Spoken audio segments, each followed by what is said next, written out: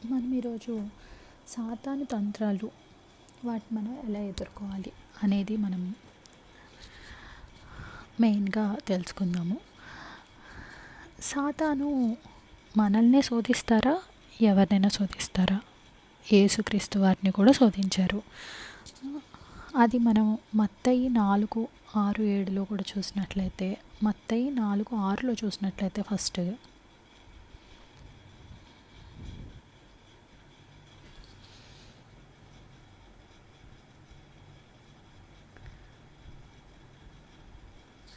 నీవు దేవుని కుమారుడివైతే కిందకి దుముకుము, ఆయన నిన్ను గూర్చి తన దూతలకు ఆజ్ఞాపించును, నీ పాదం ఎప్పుడైనా రాతికి తగలకుండా వారు నిన్ను చేతులతో ఎత్తుకొందురు అని వ్రాయబడి ఉన్నదని ఆయనతో చెప్పెను అని చెప్పేసి సాతాను యేసుక్రీస్తు వారితో అన్నారనమాట. అంటే ఏంటి, ఆయన్ని కూడా శోధించారనమాట. మరి అప్పుడు ఆయన ఎలా జవాబు చెప్పారు? మనం 7వ వచనంలో చూసినట్లయితే మత్తయి 4:7లో, అందుకు యేసు, ప్రభువైన నీ దేవుని నీవు శోధింపవలదని మరి ఒక చోట వ్రాయబడి ఉన్నదని వానితో చెప్పెను. దేవుని శోధించకూడదు అని కూడా ఇంకో చోట రాయబడి ఉంది అని వెంటనే సాతానికి సమాధానం చెప్పారు. అలాగే మనం 2 కొరింథీ 2:11లో కూడా చూసినట్లయితే,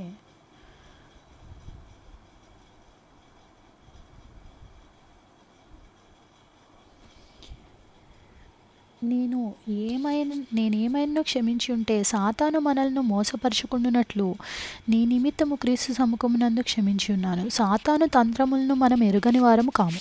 మనకి ఇక్కడ ఏమని చెప్తున్నారు? సాతాను తంత్రాలని మనమేమి ఎరగని వారం కాదు.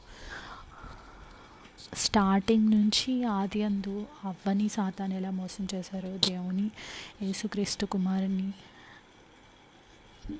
కుమారుని యేసుక్రీస్తుని ఎలా శోధించి ఆయన్ని ఎలా మోసం చేయాలనుకున్నారు అనేది అవన్నీ మనకు తెలుసు. కాబట్టి సాతాను తంత్రాలు మనం ఎరగని వారం కాము అని చెప్పేసి ఇక్కడ చెప్పబడింది. అలాగే 1 పేతురు 5:8లో కూడా చూసినట్లయితే,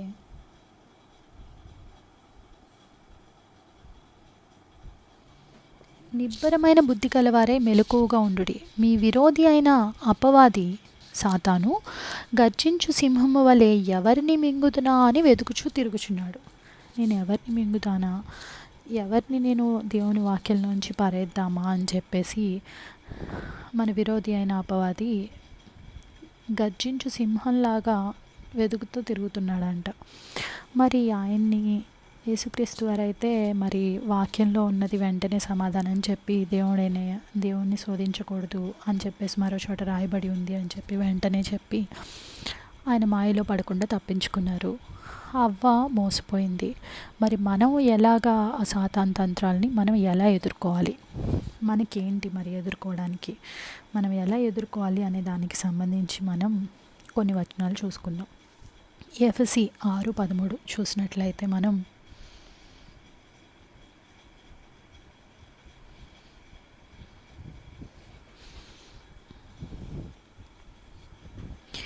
అందుచేత మీరు ఆపద్దినమందు వారిని ఎదురించుటకును సమస్తము నెరవేర్చిన వారై నిల్చోటానికి, ఆపద్దినంలో ఎదిరించడానికి శక్తిమంతులగునట్లు దేవుడిచ్చే సర్వాంగ కవచమును ధరించుకొనుడి. దేవుడిచ్చే సర్వాంగ కవచాన్ని అంటే టోటల్ షీల్డ్ని, కరోనా టైంలో అందరు ఎలా అయితే మొత్తం మాస్క్ సూట్ లాగా వేసేసుకుని అలా ఉన్నారో, అలా సర్వాంగ కవచాన్ని, అలాగే ఒక యుద్ధానికి వెళ్ళేటప్పుడు ఎలా అయితే ఒక సైనికుడు మొత్తం సర్వాంగ కవచాన్ని వేసుకుంటాడో ఇక్కడ సైనికుల గురించి చెప్పబడింది. అది ఎలా వేసుకుంటారో అలా మనం రెడీగా ఉండాలన్నమాట సాతాన్ని ఎదిరించడానికి. అది ఎలాగా అనేది మనం ఇక్కడ 14వ వచనంలో చూసినట్లయితే కింద, ఎలాగనగా మీ నడుమునకు సత్యమును దట్టి కట్టుకుని నీతి అను మైమరుపుని తొడుక్కుని.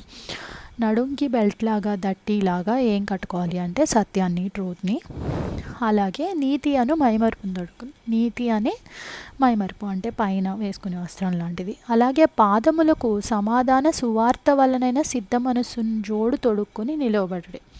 షూస్ ఏం వేసుకోవాలి అంటే సమాధానం, సువార్త వల్ల కలిగిన సిద్ధ మనస్సు అనే జోడు అనమాట, 2 షూస్. అలాగే ఇవియును గాక విశ్వాసమను డాలు పట్టుకొనుడి. విశ్వాసం అనేది షీల్డ్ లాగా అడ్డం పట్టుకోండి. దానితో మీరు దుష్టుని అగ్నిబాణములన్నిటినీ ఆర్పుటకు శక్తిమంతులు అవుతురు. సాతాను వేసే అగ్ని బాణాలు అంటే ఏవైనా కష్టాలు కావచ్చు, ఏవైనా కావచ్చు, బాధలు కావచ్చు, మనకున్న విశ్వాసం ద్వారా వాటిని ఆర్పుటకు శక్తిమంతులం అవుతాం. అది అడ్డం పెట్టుకోవడం ద్వారా, షీల్డ్ అనేది అడ్డం పెట్టుకోవడం ద్వారా, విశ్వాసం అనే షీల్డ్. అలాగే మనం 17వ వచనం చూసినట్లయితే, మరియు రక్షణయను శిరస్త్రాణం, అలాగే మనం బాప్తిసం తీసుకుని రక్షణ అనే శిరస్త్రాణం అంటే హెల్మెట్, అలాగే దేవుని వాక్యమును ఆత్మ ఖడ్గమును ధరించుకొనుడి. వాక్యం మనకి తెలిసి ఉంటే కదా, ఇప్పుడు యేసుక్రీస్తు వారికి వాక్యం అనేది తెలుసు కాబట్టి సాతాను దూకు నువ్వు కాపాడతారు అని ఉంది కదా, దేవదూతలు రాయి తగలకుండా అనగానే దేవుని శోధించకూడదు అని కూడా ఉంది అని చెప్పేసేది ఆయన వెంటనే వాక్యం చెప్పగలిగారు. మరి మనము ఎలా చెప్పగలుగుతాము? మనకి ఏదైనా ఒక ఆలోచన వచ్చినప్పుడు మనకి డైరెక్ట్గా ఒకళ్ళు బయట వాళ్ళ ద్వారా ఇంకొకరి ద్వారా రాదు. మనకే మనసులో ఏంటి ఇలా కష్టం, లేకపోతే ఏంటి ఇలా బాధ, లేకపోతే ఇది ఒక శోధన వచ్చినప్పుడు దానికి మనకి ఆన్సర్ అనేది ఎలా దొరుకుతుందంటే, ఫస్ట్ మనం విశ్వాసంతో ఆపుతాం దాన్ని. మన నమ్మకంతో లేదు మనకి దేవుడు సహాయం చేస్తాడు, మనం కరెక్ట్గా ఉండాలని ఆపుతాం. మరి దానికి సంబంధించిన వాక్యం అనేది మనకి మైండ్లో ఉంటే ఆ వాక్యం అనే ఖడ్గం ద్వారా మనం ఎదుర్కోగలుగుతాం అన్నమాట.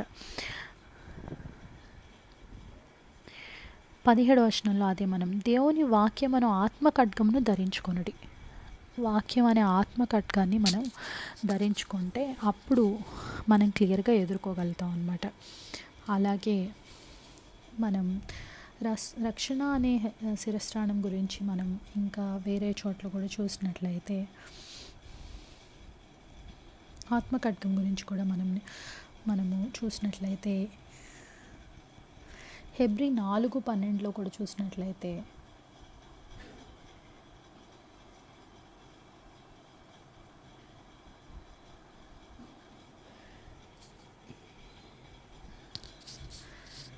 ఖడ్గం గురించి, ఎందుకనగా దేవుని వాక్యము సజీవమై బలము గలదై రెండంచులు గల ఎటువంటి ఖడ్గము కంటేను వాడిగా ఉండి ప్రాణాత్మలను కీళ్లను మూలుగను విభజించును అంత మట్టుకు దూరుచు హృదయం యొక్క తలంపులను ఆలోచనలను శోధించుచున్నది.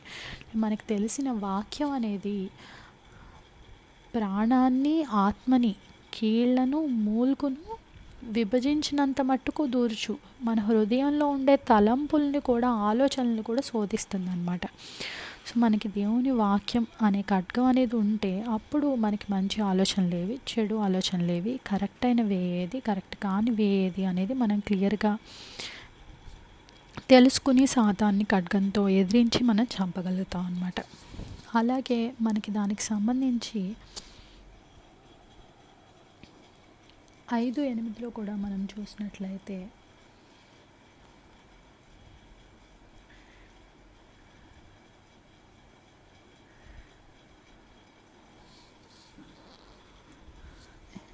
హెబ్రీ 6:19 మనం చూసినట్లయితే, 6